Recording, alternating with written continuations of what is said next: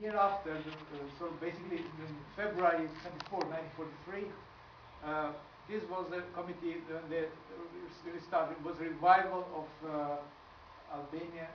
Anglo-Albanian Association.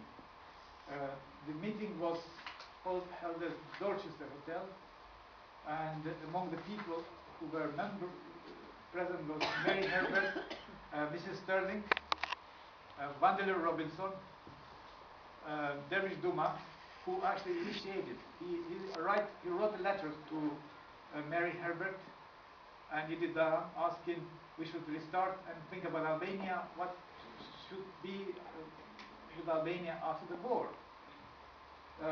This is Mary Herbert, and this person here, Renzi DeMartin, he was with gendarmerie in North Albania, and Oakley Hill, it's well known, everybody knows.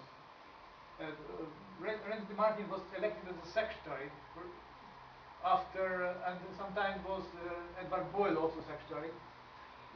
This group, they done great work with the Foreign Office, helping to establish good contact with Foreign Office, helping to assure that Albania would be recognized with its territories of internationally recognized territories in 1913. They were in correspondence with another group in America called American Friends of Albania, which the president was Rosalind Tirana.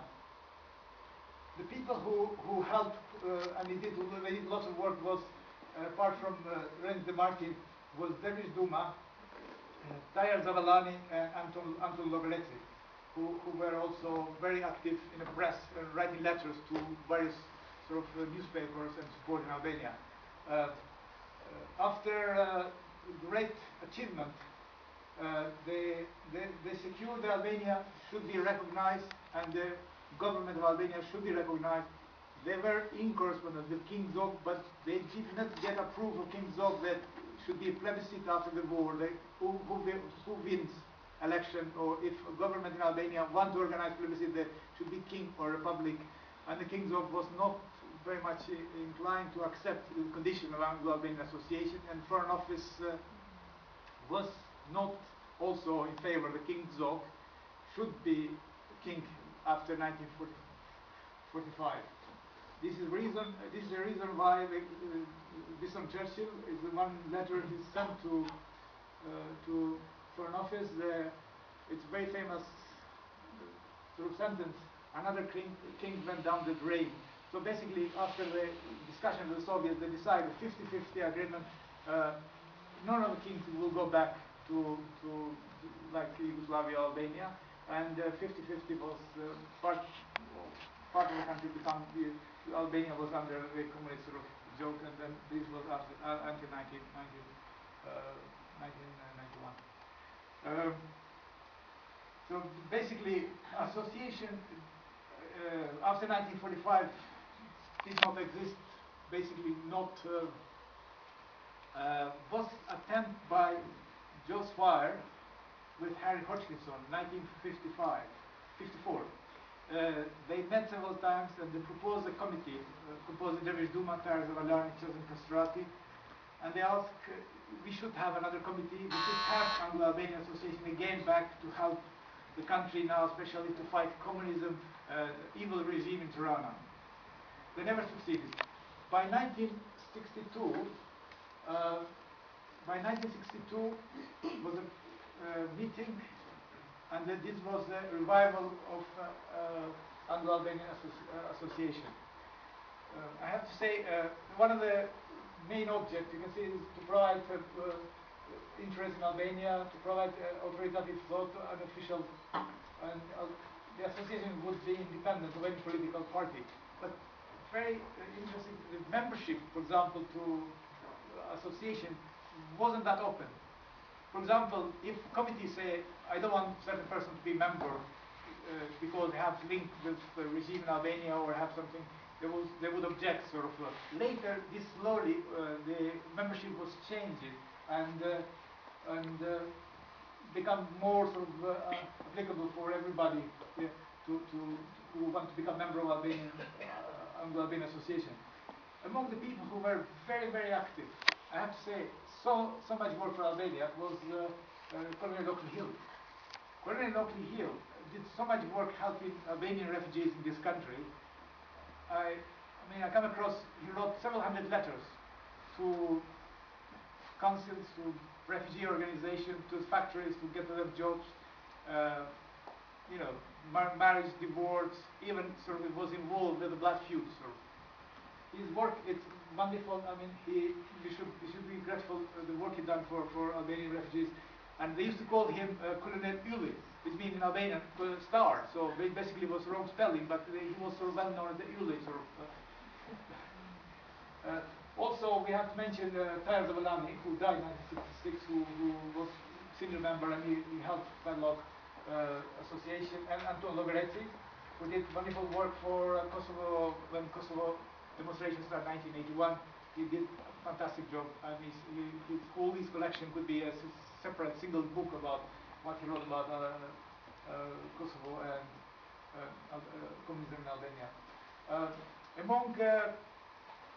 Among people who were helping Albania were also Alfred Andoni, who was working for BBC, and his brother was General Secretary of Bali Komtar. Alfred Andoni was somebody who was helping in Italy Jewish organizations, and he got several nice letters saying how wonderful work he did for Albania, for Jews in Italy, and also some Jewish families who escaped from Albania to Italy. He helped them. He got a letter from Israel after the war.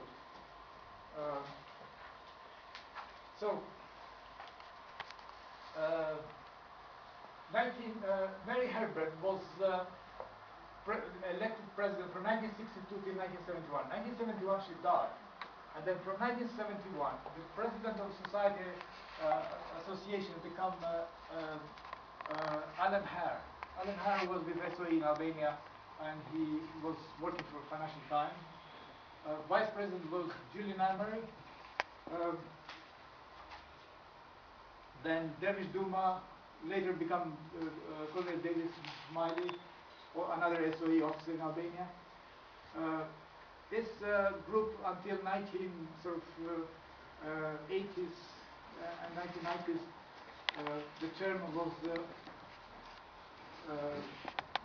Colonel Hill, and when Colonel Hill died in 1985, the chairman became Harry Hodgkinson, chairman of executive committee, because chairman still was Alan Hare until he died in 1995. One thing I noticed as a legacy of the Anglo-Albanian Association was 1968 was 500 years of Skanderbeg death. So, association, they organized a film screen in Leicester Square. They showed the Skanderbeg film, and there was a big exhibition organized by Venetia Newell. She had some lovely costumes about Albania, all in gold and silver, and was shown in one of the galleries in London. I think this work for 500 years was really remarkable, and they did great cultural event for Albania. And I'm sure something similar we could do for 100 years of Albanian development. As a legacy, again.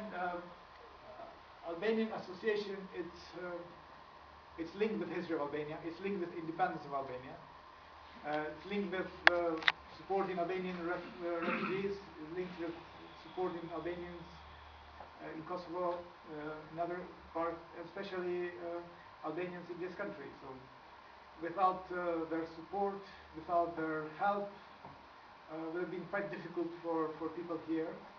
And I'm very